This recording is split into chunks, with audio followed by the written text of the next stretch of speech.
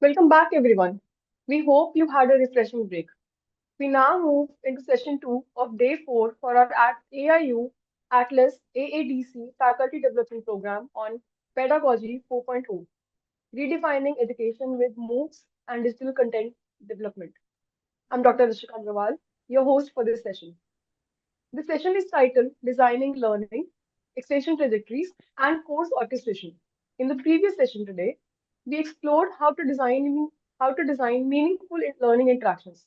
This session takes us a step further towards envisioning our entire learner's journey from orientation, scaffolding to engagement, and reflection within MOOC framework. It is my pleasure to introduce our speaker for this session, Ms. Divya Thakur.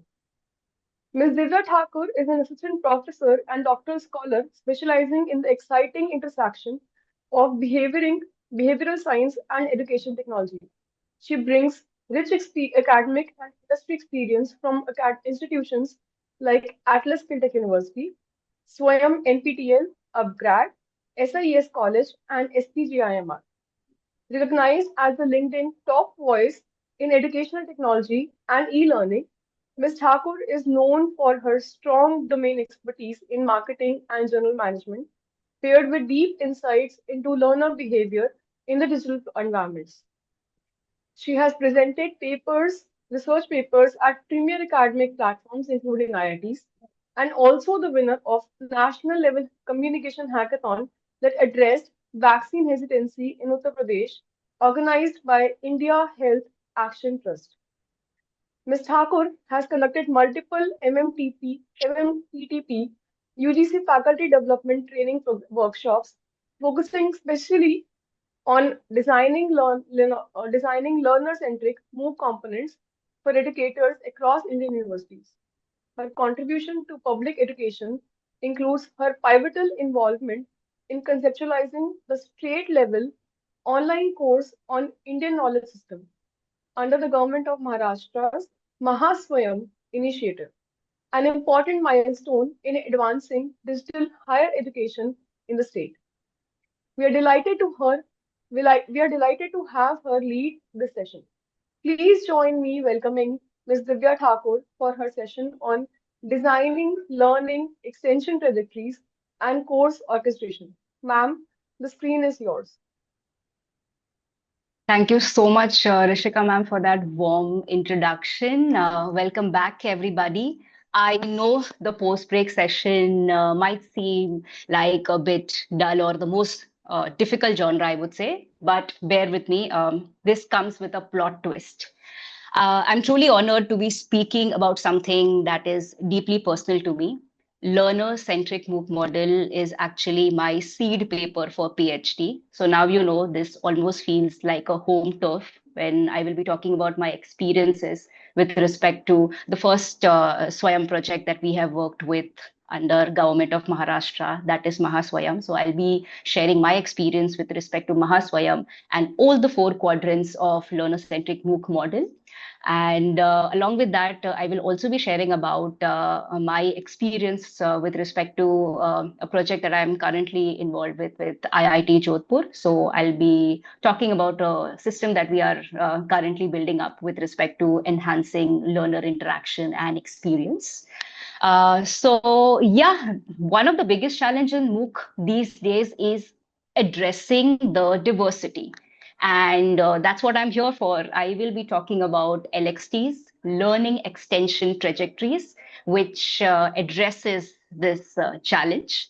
But before we dive into LXTs, I want to understand what are the problems that the other three components of LCM addresses. So, yeah, this is your quick revision before we dive into the last and the fourth component of LCM framework. We've had a session on LED. We've had session on LBD. Today we had session on learner experience interaction. So could someone, by unmuting themselves, quickly tell me one problem that each of these three components are addressing?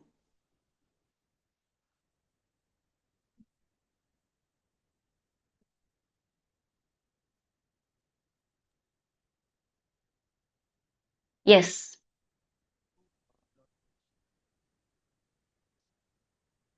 Okay, the chat box is also open. You may go ahead and let us know.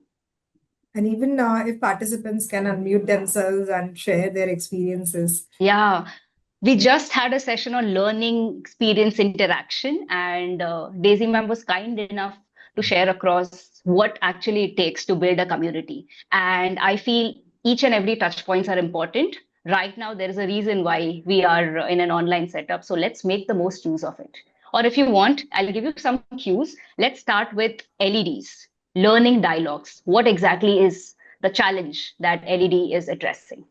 So it talks about the length of a video and adding reflection points, chunking, making videos in smaller like smaller videos of small for related topics, and adding reflection points so that students at regular intervals they think, they respond.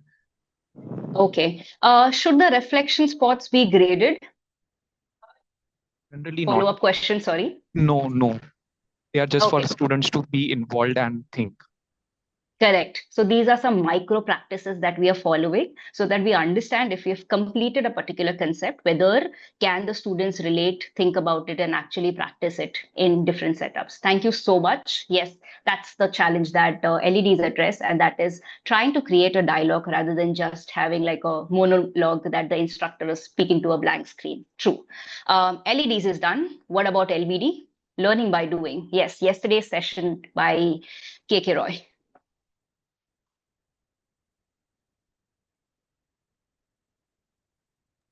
Okay, I think our participants are shy. They're mentioning they're typing Okay, down in the chat box. I'll answer Yeah. that. Yeah, It go ahead, ma'am.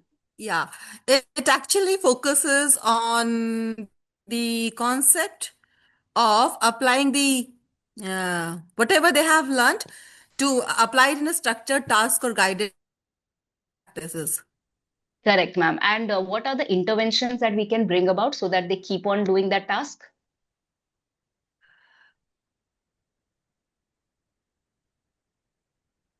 Coming later. Yeah, sorry. Did you speak something? I didn't get you. Sorry, ma'am.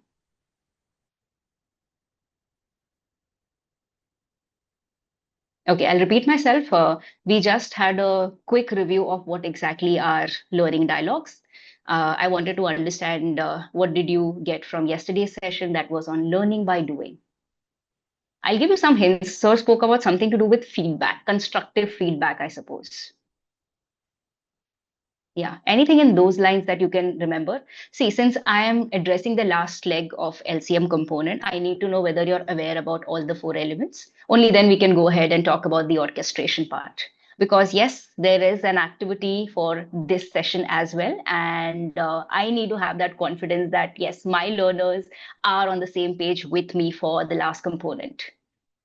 Okay, thank you so much, Nishit sir. He has mentioned customized constructive feedback. Yes, and that's how we just don't get the task done, but we actually let them know whether they're going in the right track or no. And I think KK sir also talked about both open-ended as well as close-ended question and what kind of rubric should you be placing when it comes to giving them feedbacks with respect to open-ended questions, right? Yeah, thank you so much. Okay, we have one more response from Neelam ma'am. She says, learner get constructive feedback. So there is a scope for improvement. Thank you so much, Neelam ma'am. Correct.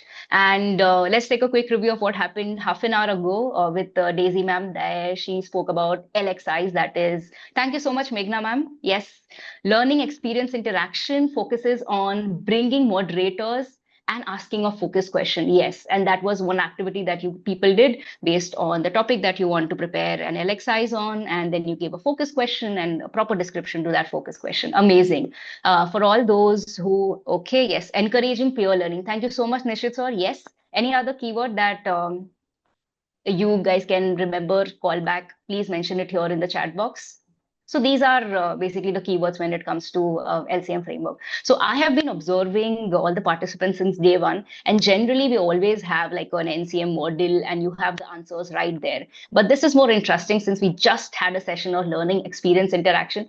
I took a quick real-time review of whether we're on the same page or no. And I'm here to speak about the last component of LCM framework that is on LXIs. LXTs, that is learner extension trajectories, and orchestration, which brings all the four elements together. And I'll be talking about the interventions that we have worked around so that we increase the retention rate, people complete the course on time. There's one more response, encouraging peer learning. Yeah, that's it. Thank you. So now that we know the problem that each of the components address, I'll quickly share away my screen and start off with the LXTs. Sarika ma'am, of course, in her session where she introduced all the LCM component, did explain about what all goes about in terms of all the components. But please mind you, LXTs, that is learner extension trajectories, it's not just about providing reference material. It goes beyond it, which I'll be covering in my session.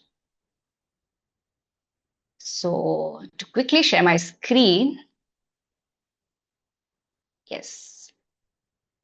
Okay, I hope my screen is visible. So this is going to be the session outline for it is today. visible. Yes, thank you, ma'am. Where I'll be trying to make you understand, and I will be definitely making you create your own learning extension trajectories.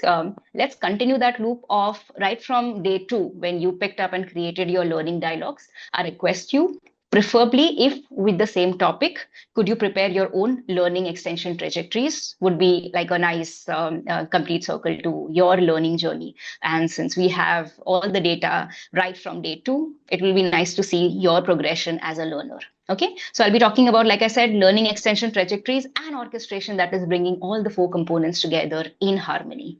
So yes, I know you guys are bored looking at the same diagram over and over again, but kya kar sakte? This is the framework, and we want to salute and give due regards to the creators of this framework, based on which they have prepared this cohort together. Professor Sahana Murthy, Professor Samir Sahasrabuddhe, Professor Sridhar Iyer. These are the guys who are responsible for this learning extension trajectories, which you see here. So as of now, probably you will just look at learning extension trajectories as, okay, maybe providing some reference material and then adding an assimilation quiz. But I will be diving in deeper as to what sort of resources are we talking about, and also what goes around when it comes to formulating an assimilation quiz. Okay, so like I said, the learning extension trajectories, it addresses the diversity of learners and the learning needs, because we have to agree and accept that unlike the traditional classroom setup where many things can be controlled, but when it comes to massive open online courses, we don't know the demography of audiences that we will be addressing. That's the reason why learning extension trajectories becomes all the way more important to address this diversity. And the other component of LXTs is the assimilation quiz, which incentivizes your learners to access these resources, because otherwise, why will anyone read the resources in the first place? So I will be talking about the various strategies which we used when it comes to increasing the reading rate of all the learning materials that we provided to our learners. So yes, assimilation quiz is not just about providing quizzes for mark's sake, but also the other alternate incentives that we can provide to our learners just to make them read the content and actually attempt the quiz. Okay, so more on this I'll be speaking in my coming time, but first we'll be addressing the how questions of learning extension trajectories, which talks about from where should we be picking up the resources and what goes around in terms of choosing the right resources that addresses the diversity. Okay, so what goes around when it comes to creation of MOOCs and deciding on the LXTs? So these are the questions that I spoke about. Like I said, how much diversity should I address? And also, how will I search for appropriate resources and provide them? So initially, I'll be focusing on the first 2 questions, and then we'll move on to the assimilation quiz. Okay, so here's a reflection spot for you. Since we were talking about LEDs, you have to consider a situation where you would be offering an online course in the subject you teach or the subject of your choice, let's say. So I want you to take a moment and think about the variety of learners who will be registering for your course. So what I want you to do is, by either unmuting yourself or the chat box is always open, let me know the various categories that you would be listing down who you are deducing or guessing, they will be the takers for your online course. So I would love to know the online course subject so that you provide a context and the diversity of audiences that you feel you would be addressing or who would be signing up for your course.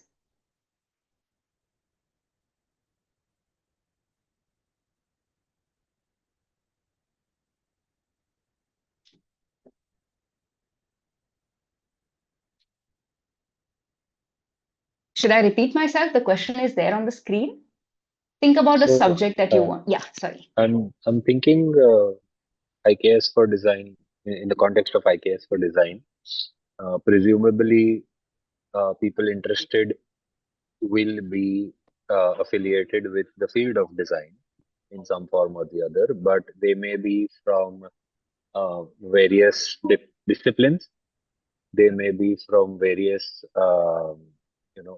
there will obviously be a geographical diversity, Correct. linguistic diversity, and to some degree, diversity of experience with design.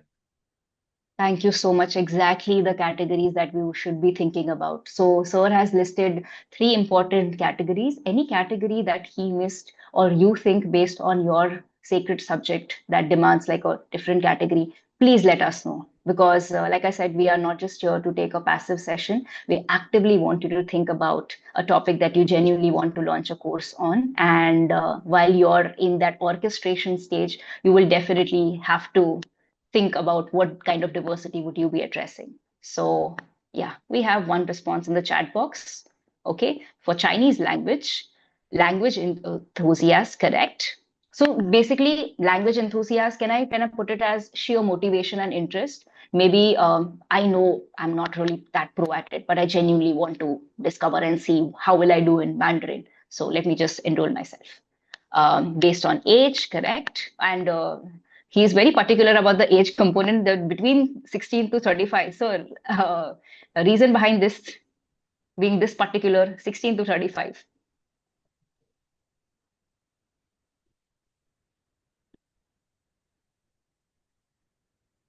May I say, ma'am? Yeah, yes, ma'am. Please go ahead. Strategies in child language teaching, learning, and people who would look at this course would be mostly parents, teachers, educators, homeschoolers, second language teachers, and early child educationists.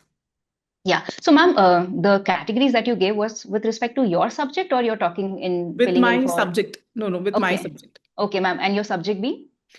Second language acquisition, strategies in child language development. So basically Okay. teaching about second language, the way it is expected, supposed to be according to my research. Got it. Amazing. Thank you so much, ma'am. Thank you for being so crystal clear about the subcategories. Okay, I'll just quickly complete what Nishit sir has mentioned. Watching C-dramas, Chinese dramas, following Chinese culture, businessmen visiting China often, or working professional looking to add skills to their resume. Yeah, thank you so much. I just wanted you to think about the various categories that you would definitely be addressing when you're offering a MOOC. So, like the participants mentioned, yes, you would be addressing either regular learners based on their age criteria as well as experienced learners. Now, why will an experienced learner enroll for your course? Yes, I have a question. Why will an experienced learner enroll for your course?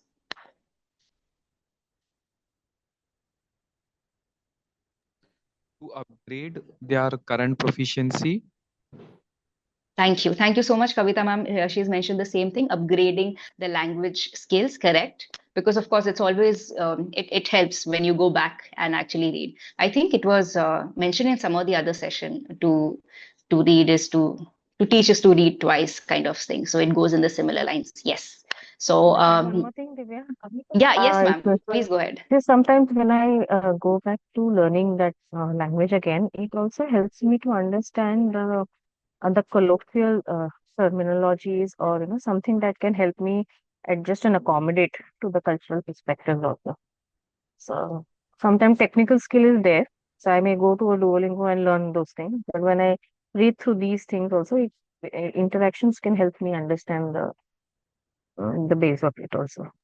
Probably. Thank you so much, That's ma'am. how I understand. Yes, I am already super happy with my learners here because they are thinking that deep. I didn't want it to go that deep, but like it's good to know that you have already started thinking about, and I hope that you have a context, a topic in mind which you would want to prepare your LXTs on, because of course we will be wrapping up this session with an LXT lab-based activity. So good that you're already started thinking about SAFE. So yeah, like I was saying, you will have both regular as well as experienced learners. So depending on the content expertise, you will have learners enrolling for your course. Then, of course, the curious learners who are out of sheer motivation or interest, they have enrolled for your course based on age, based on geographical boundaries, and also some tangibility. Let's accept it. The last point is rather more important. They have enrolled for your course because there is a certification that they will get at the end. So a tangible incentive also helps. So these are, by the way, just the 4 or 5 subcategories. There are a lot of categories depending on the subject that you want to launch your course on. Now, this becomes a challenge that when you're addressing so many diverse learners, how do you keep, if not everyone, most of them happy? And that's where LXTs comes into picture. So now that you have given a thought of, okay, these are the diverse learners that I would be addressing,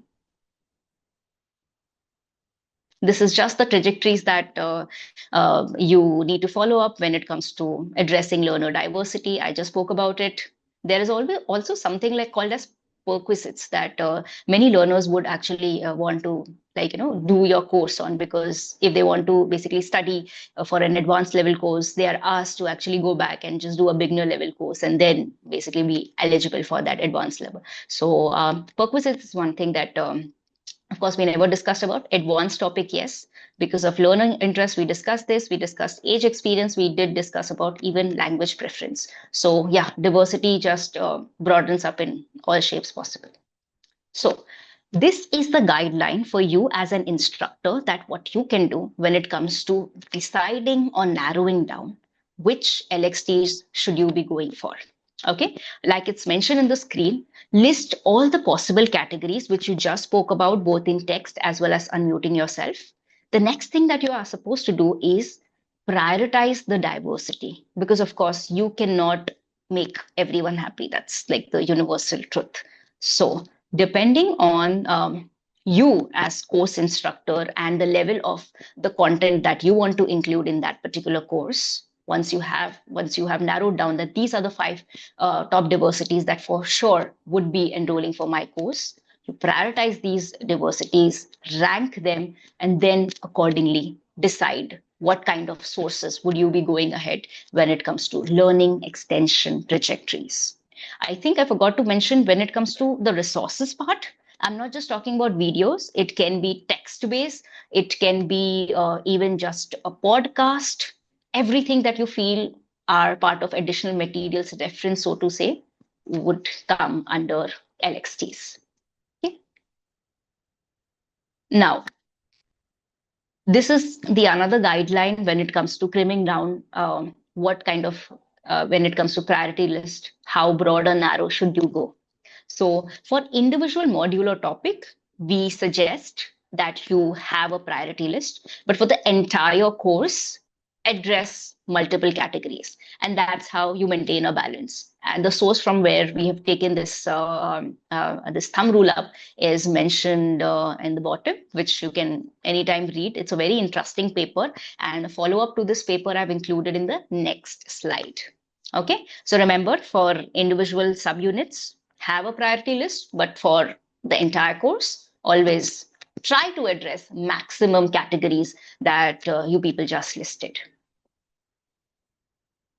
Okay, LXTs helps the instructor. Like I said, this is a follow-up of the initial slide. There is a saying which talks about when you go massive, when you go open, when you go online, you need to follow this thumb rule. That is, have a low floor, high ceiling, and wide walls.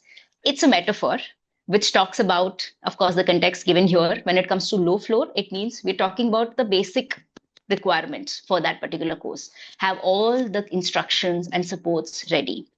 High ceiling is for overachievers, like those who want more from the course. I know I have promised this course is beginner level, but at least in the additional references, you can always provide certain challenging resources that they can dive into deeper, and then probably based on those resources they might convert and go for the higher level version of that particular course. And then comes the wide walls, that talks about the variety of topics that you can be exposing them to. Now it is your call as an instructor whether do you want to make this part of your LEDs, that is learning dialogues like the actual video, or you want to keep just these elements limited to the learning extension trajectories. Again, your call, you are the boss, but these are the generic guidelines that we follow when it comes to low floor, high ceiling, and wide walls. Okay, so the next question, I just addressed the first question. Let me just go back, and that is how much diversity should I address in terms of scope? Now I'll be addressing the question of how will I search for appropriate resources and provide them? That is addressing the diversity. Yep. Where to look for resources? You can look for resources from prior courses. Either it can be your course or your peer's course or someone else's course whom you feel that they can be you can be attaching it from. Resources from advanced courses. It can be video aggregator sites like YouTube. It can be also from search engine as well as open educational resources, OERs. So in the follow-up slide, I have many sites that I'll be pasting in the chat box that you can use. And I would definitely want you to use, I urge you to use when it comes to you giving me the assignment for LXTs. So you can refer to those sites, those resources to prepare the LXTs for your course. Okay, so these are the guidelines for video selection. Like I said, in the next slide, I'll be giving you all the sites that you can use that are under OER common license. So that means you need not even worry about whether will there be a plagiarism thing that will come under attach and the copyright issue. It won't happen because you are actually using the official channels. So these are the actual resources that we have also used when it comes to preparing our course for Swayam. So yeah, very soon I'll be talking about my journey with Swayam and the sheets that we use to prepare as a team, basically everything behind the scenes that goes around in bringing all the elements together. But yeah, these are the sources which we refer to when it comes to preparing our learning extension trajectory materials. Okay, these are some other additional resources which you can refer back. It can be someone else's NPTEL course or a Coursera course or Udemy, and some OpenStack, Wikibooks, open repositories, other open sources. So now to practically let you know, if apart from this, you want to yourself explore some other resources, what you can do is you can go to Google and search for advanced search. And I'll just, rather than speaking, I'll share my screen to practically share across how can you go about with this. But before resharing my screen, can I get a thumbs up from my learners? Because I think I spoke for almost 20 minutes straight without keeping a pause. So I hope you're there with me. There are two sources that I'll be sharing across, which you can use. One from YouTube Creative Commons license and one from search engine Google. And you may use those resources as well for picking up your content for LXTs. Thank you. Okay, I hope my screen is visible. So yes, Sarika ma'am, Yes, your screen is visible. Okay, Your thank screen you is so visible. much. Okay, let's first go to YouTube to search for videos that we can actually use for our LXTs. Can someone give me like a terminology, let's say research types? Okay, so you have to give a keyword. I have given a keyword of research types. Let's say I teach a subject of research and I want to prepare some, give some additional materials for my students to read. And then based on that, I will be running a test. So when you go to research types, let's say these are the videos that I happen to see. Can you see this filter option on the extreme right-hand side corner? You click over the filter option, and then under features, there is a option called as Creative Commons. Okay, so these are the videos where the creators themselves have given the license of Creative Commons. That means you can openly use it of course, for teaching sake. And then, of course, you'll have to read deeper into, can I use it for commercial sake? Can I not? But then those instructions, you'll have to read the instructions. So for now, I'll just hit over the Creative Commons option. Yeah. So these are the various videos that have Creative Commons license. Let me just randomly pick up this video. Okay. It's on systematic literature review. If I go down to the description, yeah, here. Okay. Can you see under license? Creative Commons attribute license, reuse allowed. So now I have the proof that yes, this particular content creator or this channel that is Research Shots have given me the rights that I can be copying pasting this particular audiovisual based resource for my LXTs. Let's say if I'm preparing my reference material for research as a subject. So yeah, this is one tool where you can prepare, one method of how you can source the data right via YouTube. The other Google method that I was speaking on is using Google. So let's say a research methodology. Yeah. So here you have to go to more option. Oh, sorry, tools. And under tools, you happen to see a topic, a subsection called as advanced search. You click over advanced search. Okay. And then scroll down. You have something called as usable rights. I hope I'm not going fast. Any place where I'm going fast, please let me know. Under usable rights, you click over the filter option, and here, can you see the various type of license that you want to use? So let's say these consist of free to use or share, free to use or share, even commercially free to use, share, modify, free to use, share, modify, even commercially, whichever license content you want to go ahead with. I've just randomly clicked over this and I'll do the advanced share.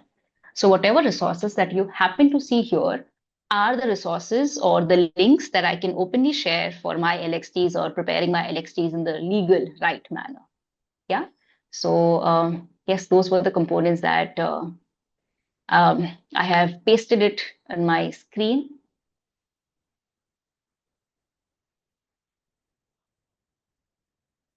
So we just completed this step. And then this was with respect to YouTube video. First, you need to type the keyword and then go to filter option and then go to Creative Commons, just to reiterate on the step that I just initially did. So when you would be giving me certain LXTs with respect to your topic, my suggestion is please provide me whether did you go with the OER resources, that the links that I'll be pasting in the chat box, or did you follow this route of either going to Google or going to YouTube and then via Creative Commons sourcing your LXTs. Okay, now what exactly is this? Taxonomy of multimedia appropriateness.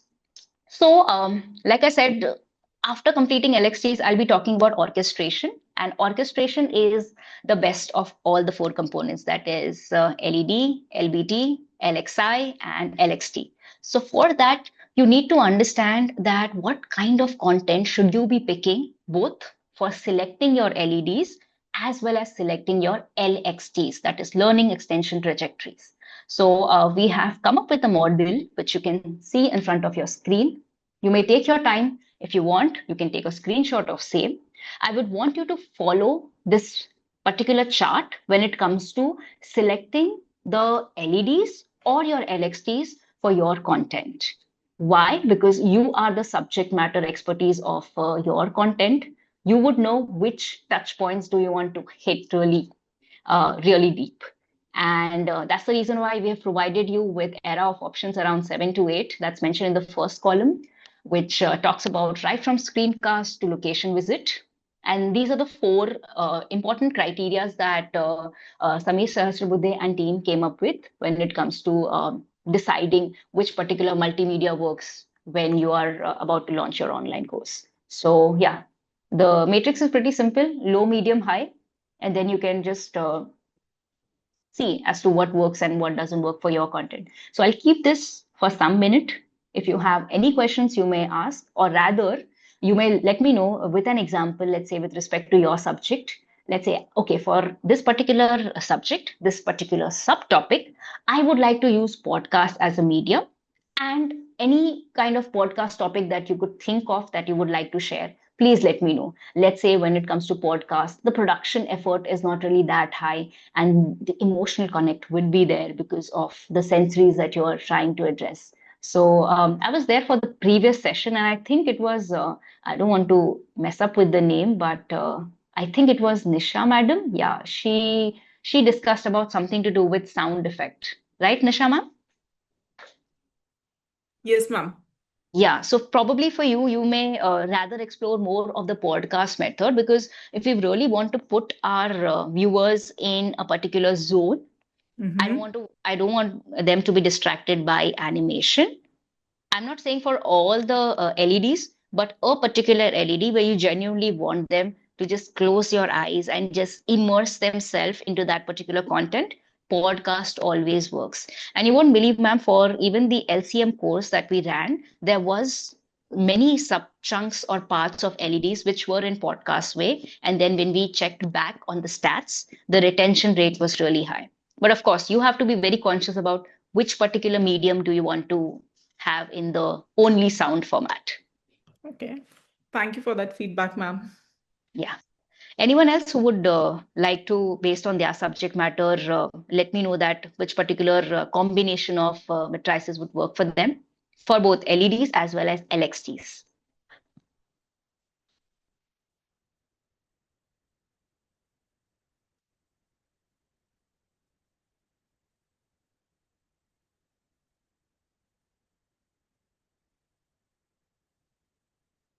Ma'am, how Yes. come podcast will have into visualization, how it is will be low?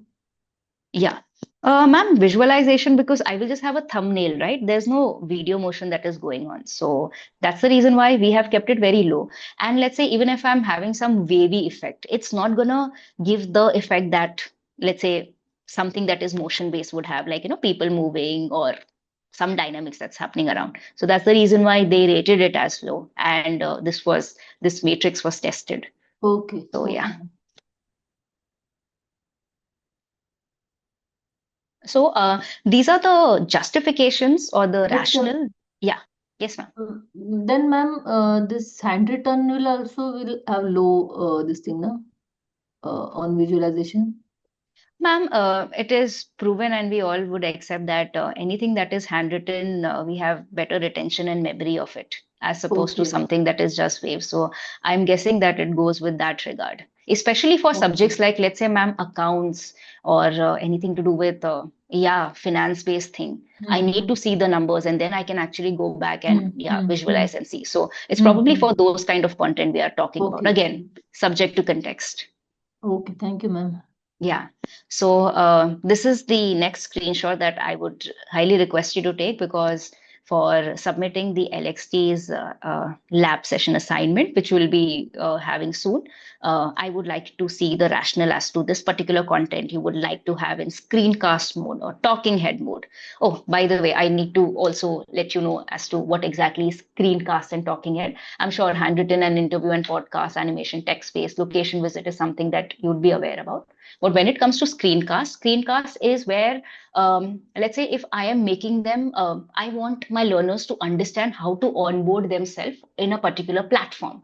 So for that, they would need definitely like a big screen that I am sharing with respect to, okay, this is the first step that they need to go, this is the second step, and also in some format like the person, so that they're helping them around. So that's what the screencast is about.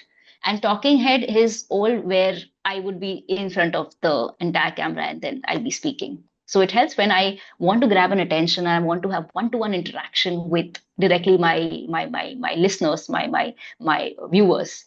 So again, depending on the content that you are speaking about, you may play around between screencast and talking head.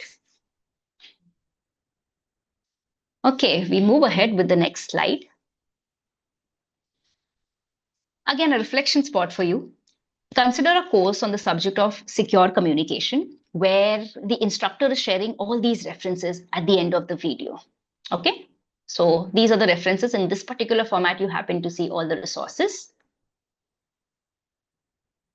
Now, my question to you is, how many students will access these resources in terms of percentages, which I wanted to place on chat box, and how many of students will actually access out of these resources at least one resource?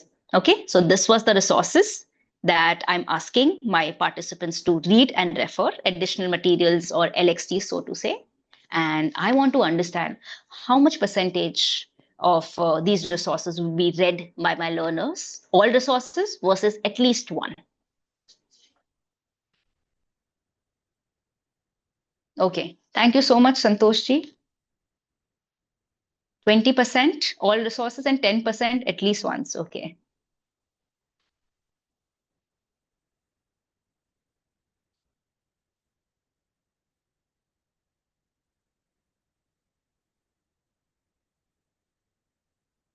Okay, Manjari madam, 30 to 40% at least once and 10% for all. Okay. Okay, we have more responses coming up. This says, okay, 40% for all resources and 15% for at least one resource. Okay.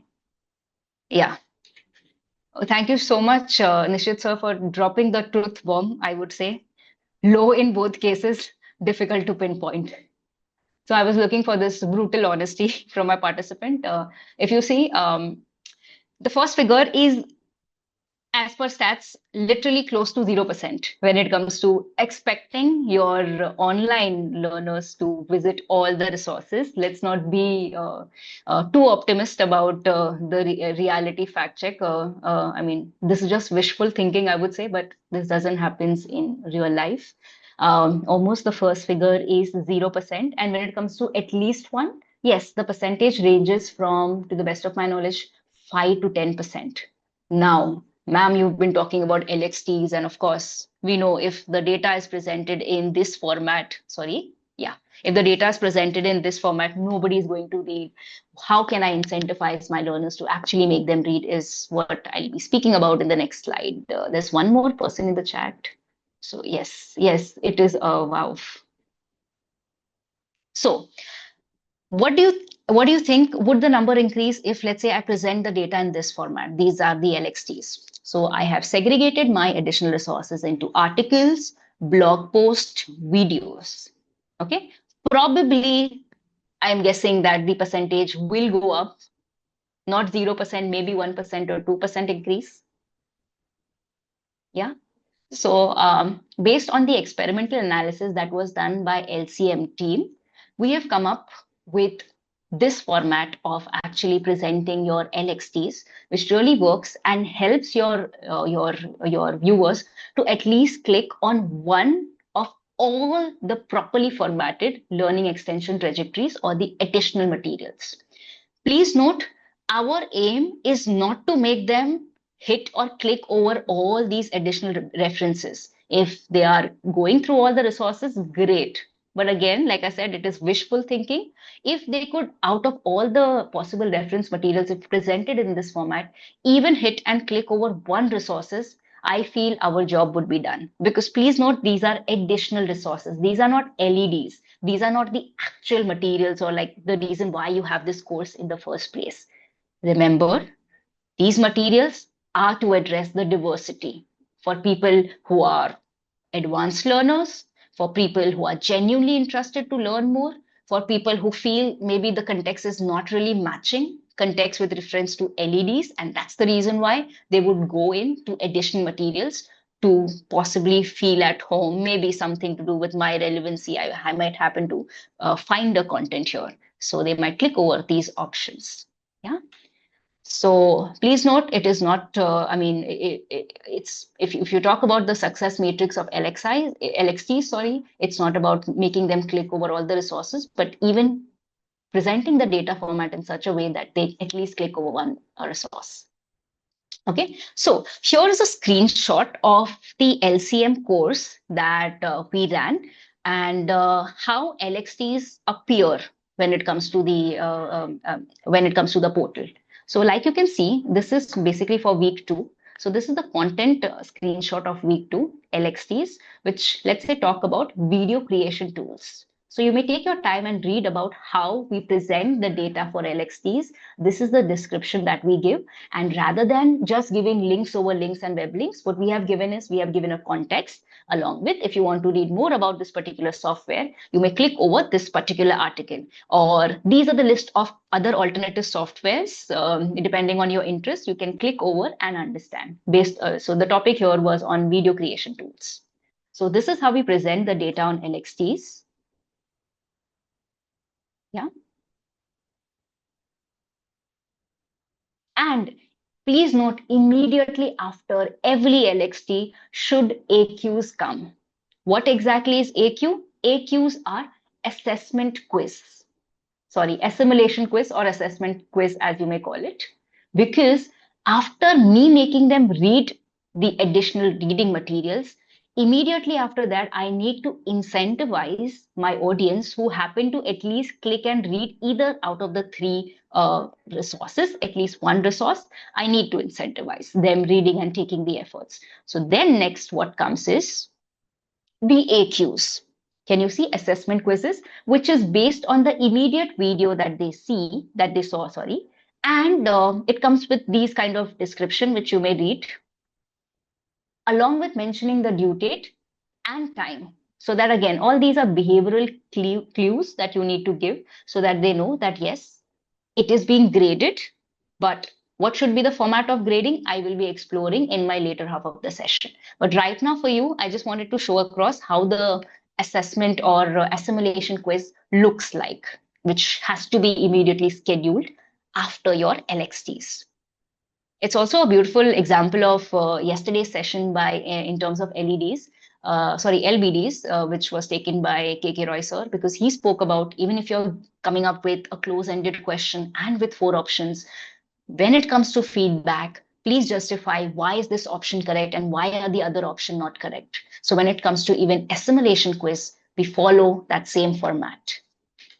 Okay, because ultimately we want them to read, grasp, and learn more about the topics. I hope you're following up, you're here with me till AQs.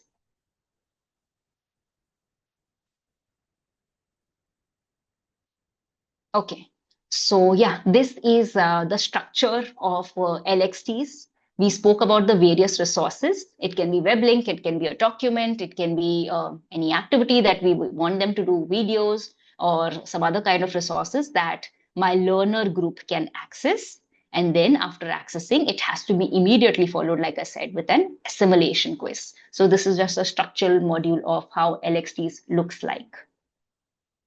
Okay, now that we spoke about from where to source the data and how should you be framing the additional reference material, let's talk about more in terms of assimilation quiz. What should be the nature of the question that we should ask, and also should we grade or not grade assimilation quiz? So yes, the question is on your screen, either by unmuting or letting me know in the chat box, what do you think about this question? When it comes to assimilation quiz, basically when it comes to incentivizing them for reading the additional materials, should we grade them, should we not grade them? And if let's say we should grade them, what should be the grading percentage?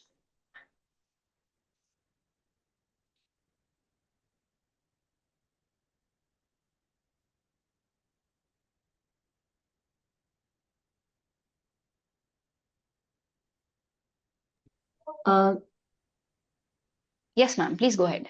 uh, Assimilation quiz to understand whether they are understood whatever part has been showed in video, or they are on the right track.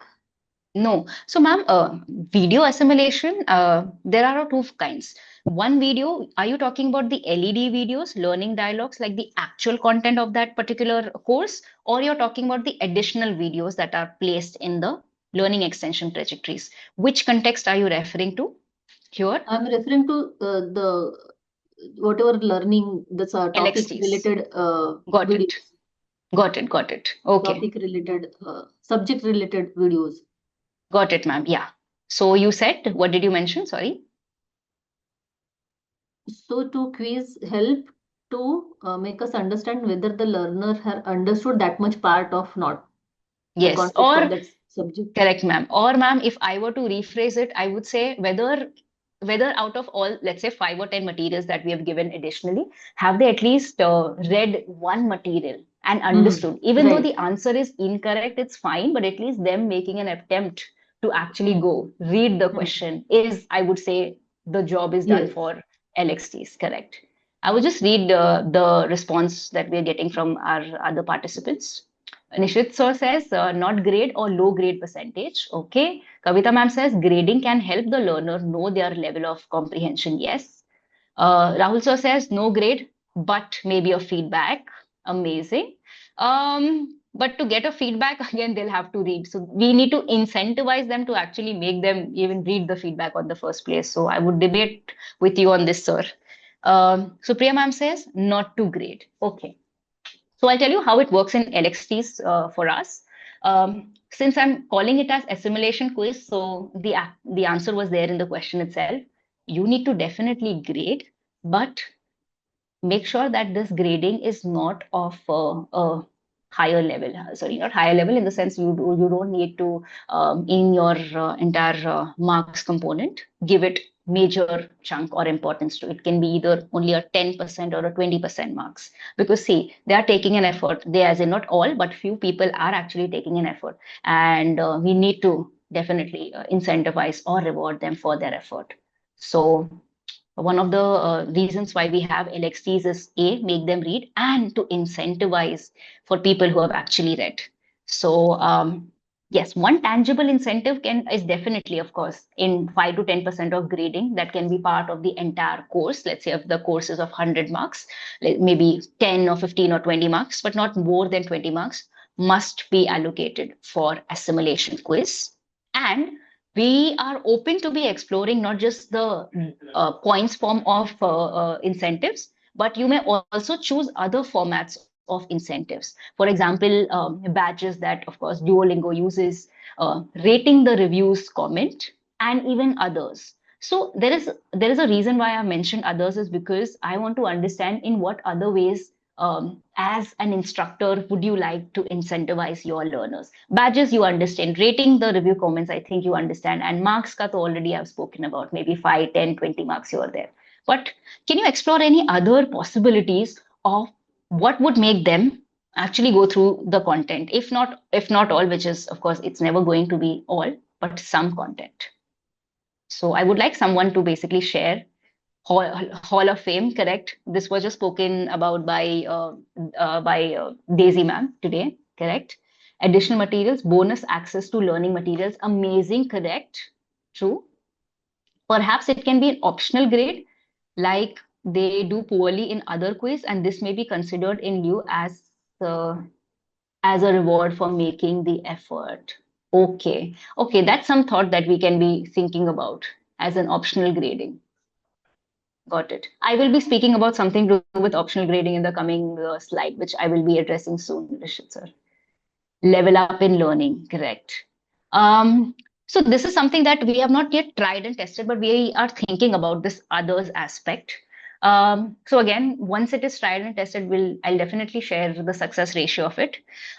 What if, since these are additional reading materials, we kind of like gamify this particular element and ask them that let's say this is a 6 week course.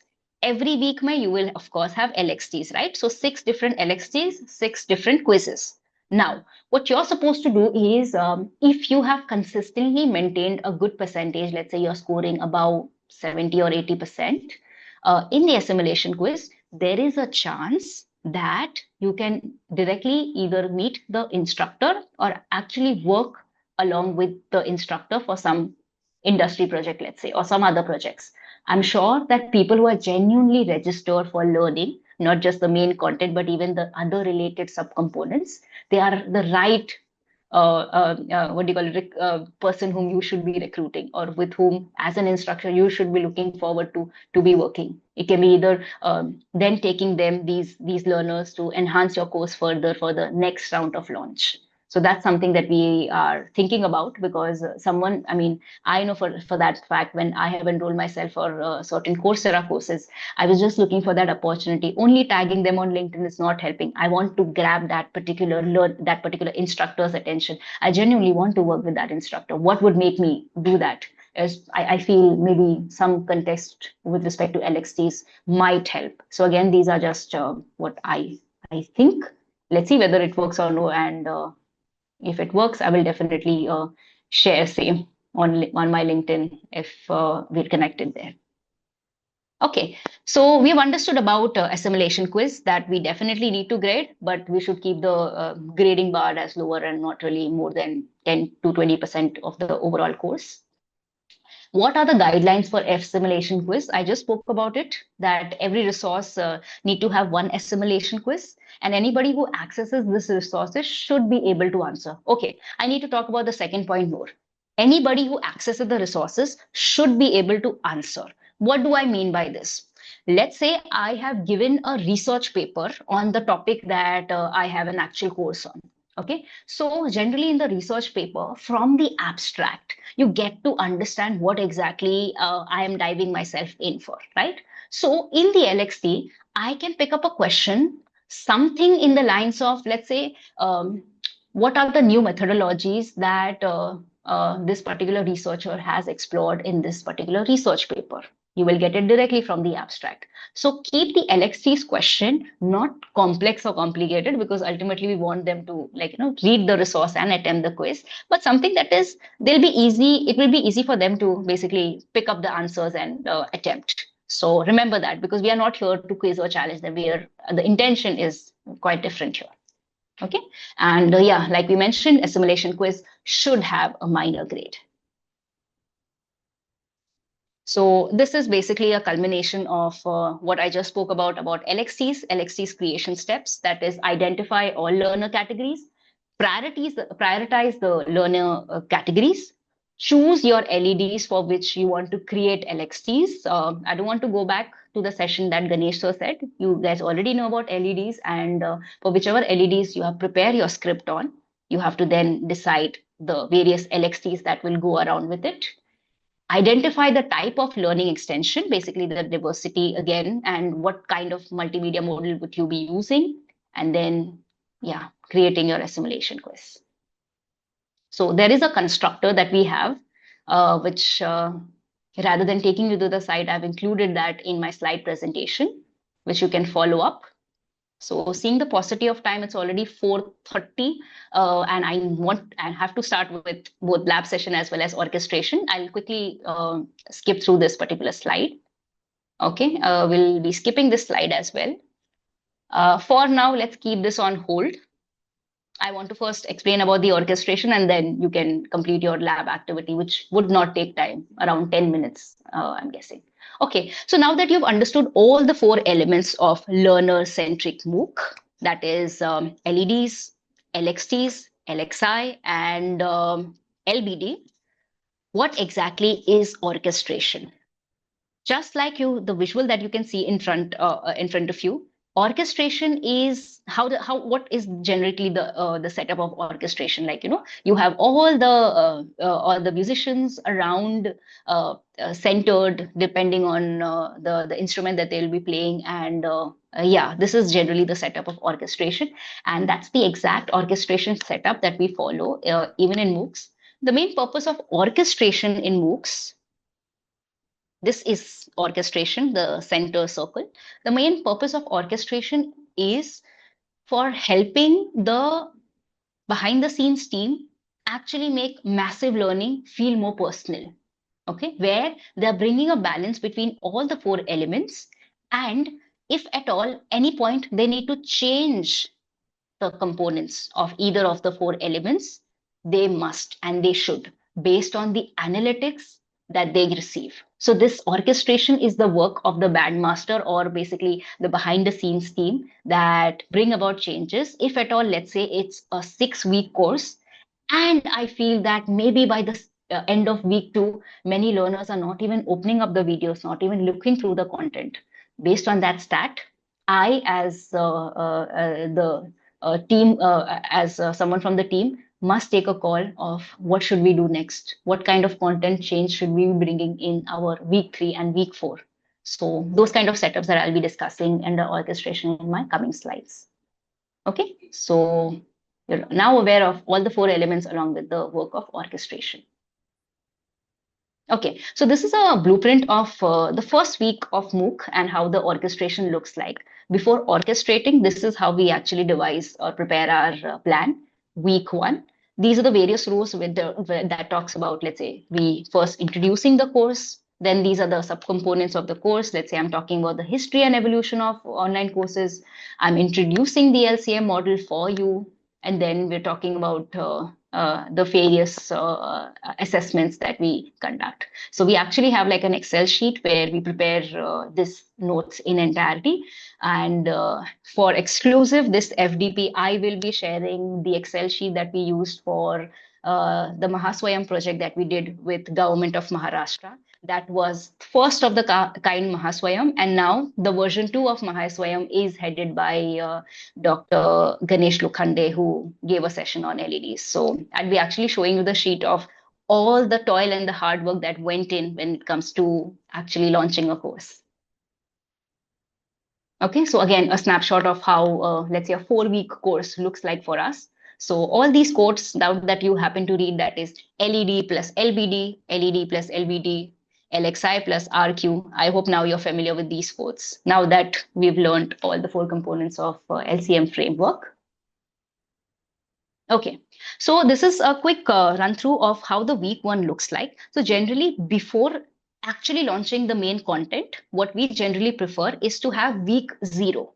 What do you mean by week 0? Where you as an instructor are introducing your course to your learners. And generally, learners may not join right from week 1. Probably, like, for example, even for our FDP, I still know that we are getting calls from people, let's say on a Tuesday and a Wednesday, that we came to know about your course. I know your course, your FDP has started. Can we please be part of that course? So it will always happen that right in week 1, you will not have all your learners together. So what is our suggestion is always have week 0, where, like you can see, the warm-up content that we have, we're just getting started. You're getting to know all your instructor. You're getting to clear your perception regarding that particular subject that you're about to teach. So since this is a screenshot of learner-centric MOOC content, so this is basically a screenshot from a course where we were introducing people on how to prepare MOOCs.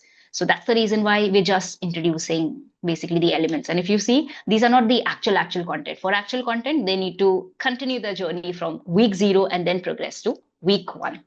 So yes, entry survey would be learning by doing, where we will be collecting data from our learners. So that becomes the LBD part. Your perception of MOOCs becomes the LXTs, where we will give them additional resources with respect to what all people feel about MOOCs. Introduce yourself to your course participants, again, to harbor that cohortness that you feel amongst that. Okay, this is not a solo journey. I have fellow participants who would be with me throughout this course.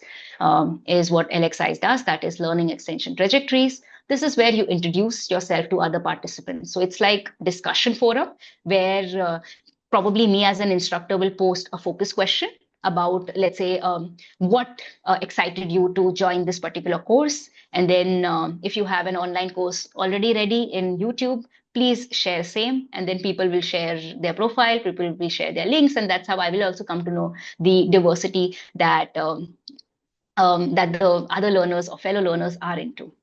So can you see how it is properly orchestrated when it comes to you aligning your weeks and sub-weeks? So yes, behind every successful MOOC, there is an orchestration. I'll move ahead and talk about the dynamics of orchestration. So here is a quick reflection spot for you. Okay. Now,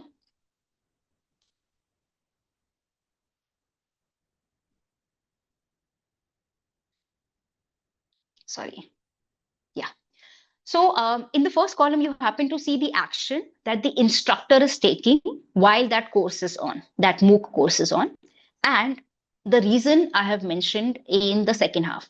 What you have to do is either by unmuting yourself, or of course the chat box is always open, mix and match and tell me what goes with what. Extend due dates, you would go to which particular purpose. Why would I send personalized emails for which purpose as an instructor? And when it comes to creating assignment based on the discussion forum, it hits for what purpose. This is the work of orchestration team, so to say. So yeah, can someone either unmute or let me know in the chat box the correct match to the first column of action taken by the instructor?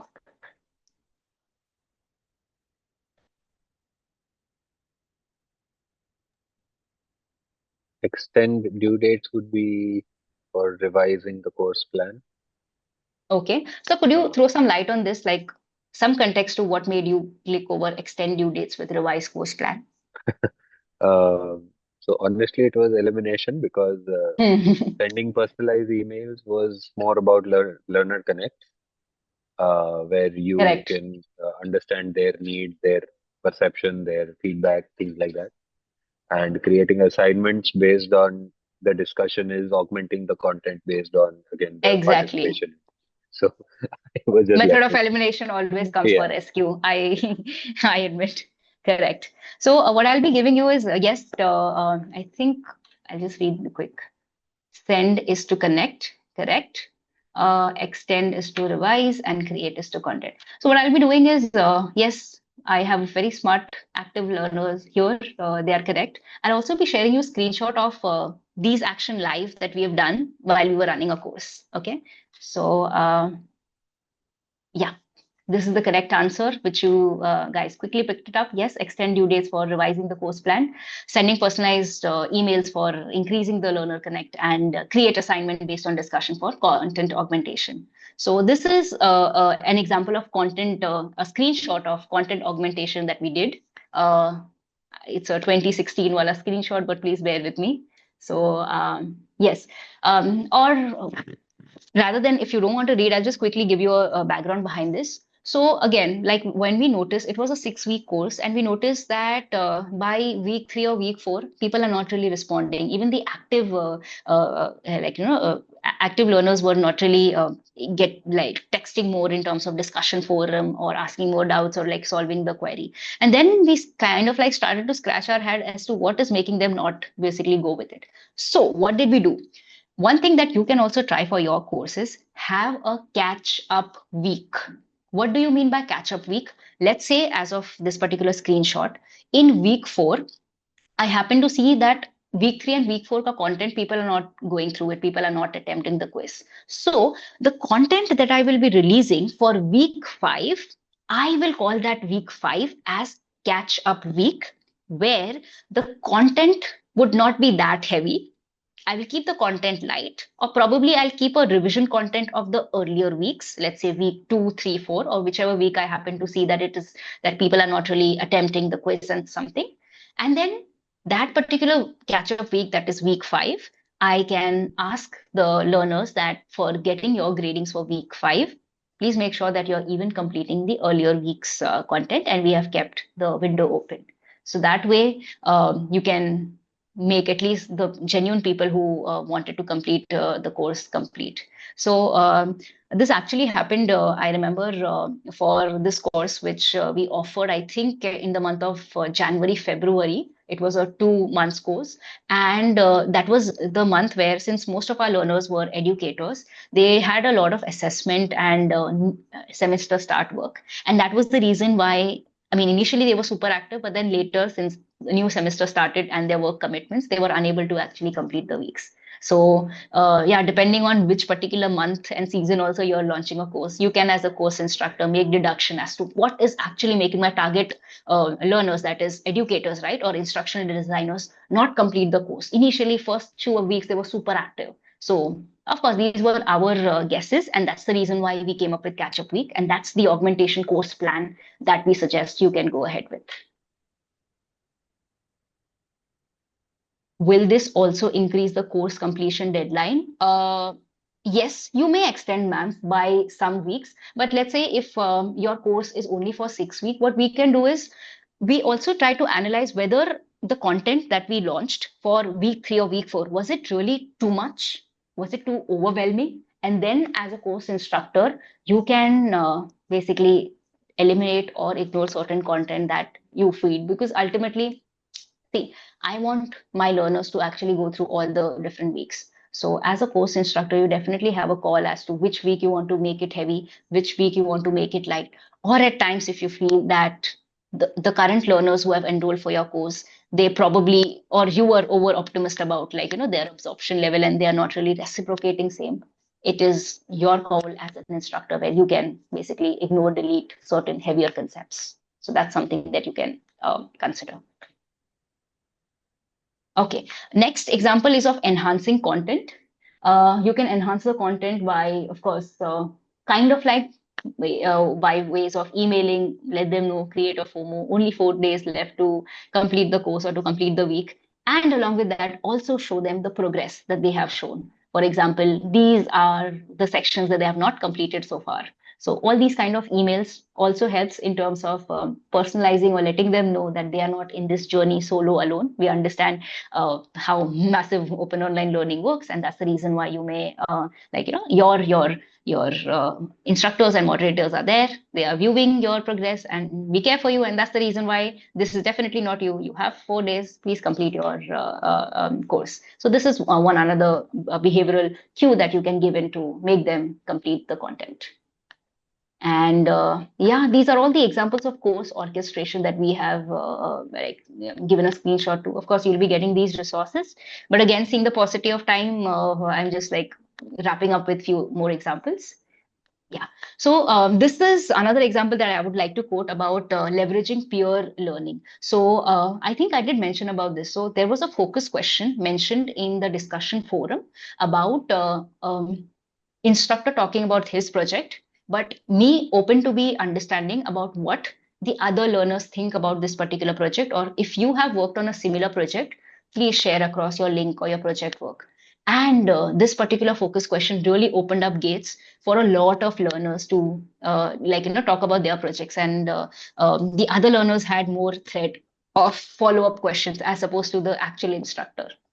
So that is the power of pure learning, or LXIs and orchestration combined together. So there is a YouTube link attached for that particular work. But again, since I want to be on time, you will be getting these reading materials. You can go back and actually go through the content and click over the links.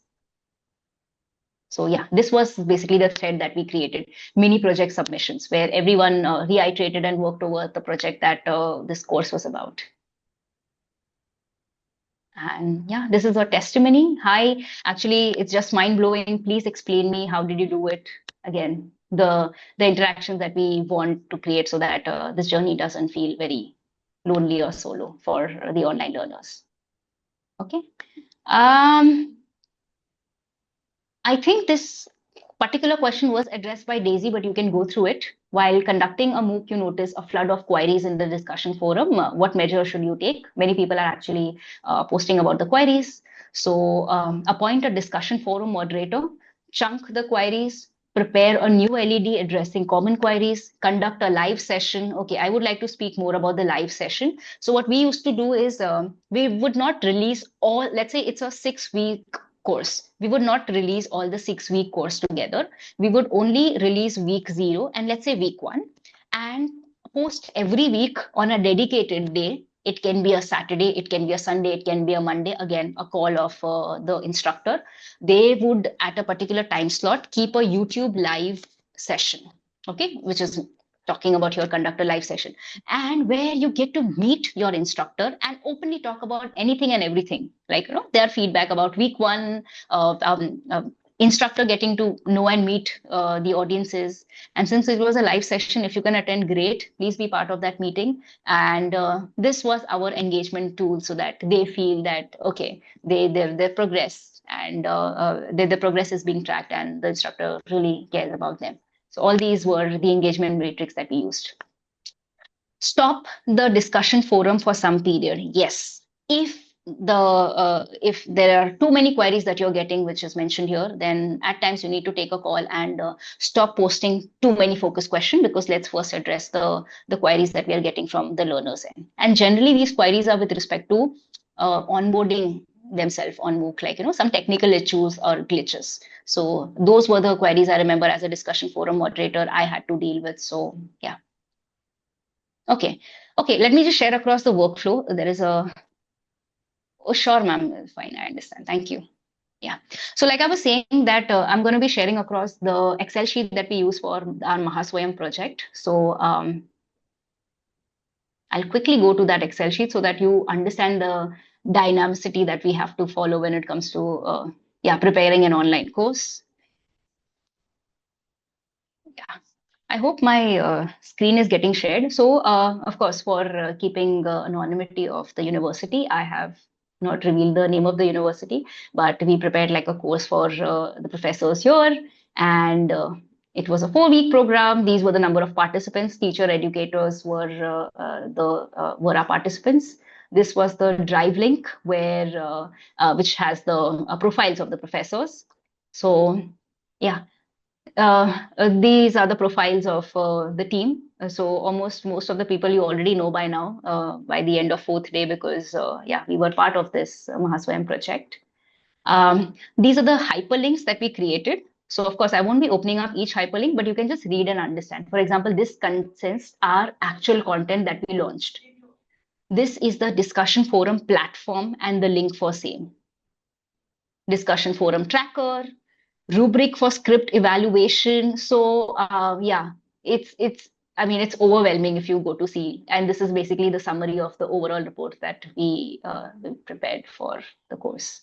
So yes, a lot goes in when it comes to preparing MOOC, and this is how we orchestrate and keep it together. Apart from this, there is one more tool like I spoke about, that is Teacherly, that I will quickly share it across. So before going ahead with Teacherly, what exactly is Teacherly? So this is the current project that we're working for. It's in the beta mode, and the person behind Teacherly, which is a tool, is Professor Pawan Chauhan. He is IIT Jodhpur professor, and he has come up with a tool which lets us know the learner analytics and also where exactly they're dropping off in terms of videographic content, so that we can enhance our content better. Okay, I'll just open up that tool for you so that you get a glimpse of how it looks like.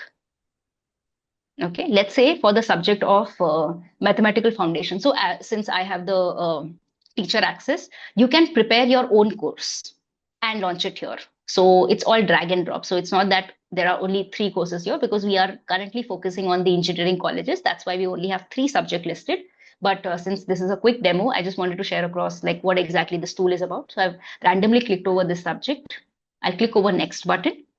And so this particular professor has, as a form of video, given a content which talks about chi-square and ANOVA. Okay, so can you see here? I have share option from the teacher dashboard. I have teacher dashboard and some other settings. So I wanted to quickly give a glimpse of how this looks like. So this is the teacher dashboard. That means me as a teacher for this particular content, this is how the dashboard would look like. Now, what exactly is happening here? Can you see in the extreme left-hand side corner, you happen to see a YouTube video, okay? So I can upload any YouTube video I want to. This particular professor has uploaded his own YouTube video. It's a long video, I understand. But what exactly is Teacherly about? Now I'll explain. So you can upload any YouTube video links, okay? Now you have to ask your learners to actually log into this portal as a student to Teacherly. That is the tool that we are using right now. And for your learners, how would the dashboard look like? They will have a video that is playing, that is uploaded by the professor. And next to that particular video, they will have a 4-quadrant model that looks something like this. What is this framework about? You can, for example, I'm playing this video, okay? And let's say at this particular time stamp, at around 34 minutes 2 seconds, I'm not able to understand this particular video. It's becoming very boring for me. It's becoming very critical for me. It's becoming difficult, this particular timestamp. So as a learner, as a viewer, what I do is, out of the 4 options, I need to click over or set the timer, let's say between 30 minutes to 35 minutes. This entire chunk, it's going above my head. I'm unable to understand it. And I can label it as difficult. Can you see here? Select the time frame. Now, of course, since for me it's a teacher setup, but for a student, it looks somewhat different. But they will have a video playing, and next to them, they will have these difficult, engaging, easy, boring as the dynamics. They have to click over that particular time slot. Madam, this particular video, this particular minute, I'm unable to understand. It's more difficult. It is, of course, it is difficult as well as boring for me. And then hit over the send button and let the teacher know that that particular time slot ka video is something that is going above my head. Now, how can you use this tool under LEDs? Once I know this particular chunk is becoming difficult for my reader, you have already done a pilot testing. Now it's up to you whether you want to cut that particular video out of your LEDs, or you can probably give some other multimedia models to make them that particular concept understand in a different format. Because ultimately what you want to do is make that person fall in love, or at least understand that particular chunk. If it is not happening video wise, then probably some other media methods that I might use. But how will you know real time the feedback? So what we are doing currently in this project is we are just taking students' responses from different engineering colleges. Once we have a good feedback, since like you can clearly see, this is in the beta testing mode, we would, based on the feedback, we would improvise and then basically launch it for all the cohort of audiences, be it someone coming from social science or even people from humanities background will be open to it. As of now, it's only restricted to the videographic mode, but maybe we would be open to be exploring even text-based or PDF-based format. And people can exactly mark and tell us that in this particular research paper, page 3, this particular section becoming very difficult. I don't understand. Then it is a call of the instructor whether they want to cut that particular content out or they want to replace it with some other form of content. But I truly believe that real-time feedback, especially from MOOC learners, would all the way make your content much more enhanced, and there will be lower dropout rates, because that's what that's what we dream about, to have fewer dropout rates and more engagement coming from our learners. Yeah. So yeah, these are the orchestration takeaways for you. Like I said, always keep a tag on your learners' analytics and take the required action at the right moment in terms of either augmenting your content plan or giving them feedbacks so that they stay on track in their learner journey. So yes, as an orchestration takeaway, I would say, please ensure that you have to acknowledge both your learner action as well as their inaction. Okay, we are running out of time. This is the golden mantra for LXT and orchestration, I would say. For LXTs, of course, one size never fits all. And that's how we would want the learning to be. And that's why we provide multiple resources. And orchestration is all about making massive feel more personal. Now, before going to the end of our session, since my session went long, I forgot to share across the lab session link, which I will be sharing. I'll give you 2 days time to complete that lab session, but I'm definitely expecting you to complete your LXTs and share across with me. Maybe tomorrow in the first half of the session, I will review the LXTs work, because tomorrow's session will be about MOOC proposal and active learning strategies. But yeah, feel free to connect with me. This QR code will forward you to my LinkedIn page, and I would deeply want to acknowledge Center for Educational Technology, IIT Bombay, for creating LCM framework, making us feel home. And I am honored to be part of this cohort. And of course, AIU and Atlas Skill Tech University for giving me this opportunity to share my insight and my work in this domain of MOOCs. Yes, thank you so much. Now I'll be sharing across the link to the,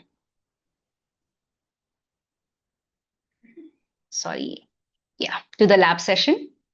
Please take your time. I'm giving you 1 day time, but I am definitely expecting you to please complete your LXTs and share across with me in the Google form. Okay. This is a QR code in case you want to scan it quickly and take the link.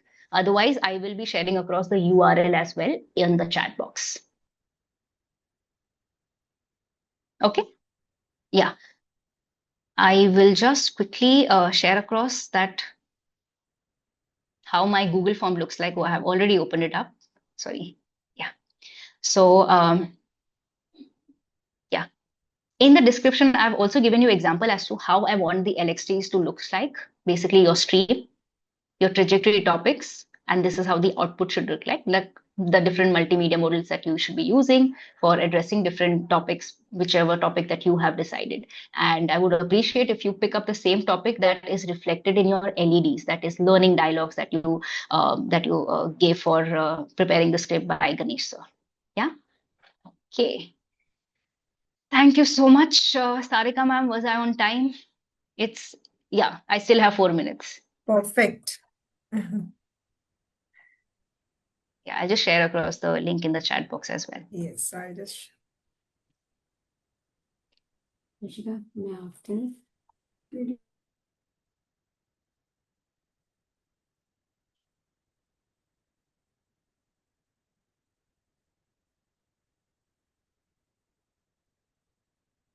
Yeah, so requesting all the fellow participants and learners to please make sure that they are completing this lab session, because every lab activity that we are conducting, we are keeping an Excel sheet where we have your score as to how active were you as learner. Yeah, thank you so much.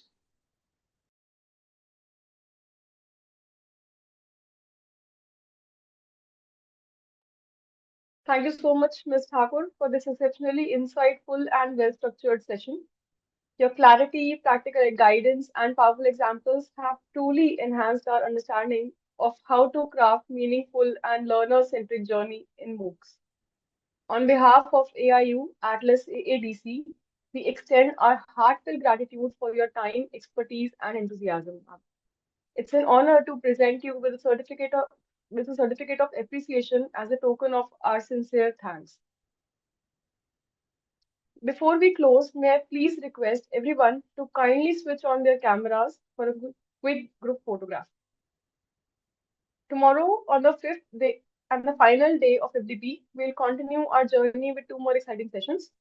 Participants, again a gentle reminder, the attendance and feedback links for this session are now shared in the chat. Please ensure that you fill them in, as the submission of these forms after every session is mandatory for the final certification. Right? Attendance is mandatory for all 5 days to be eligible for the final certificate.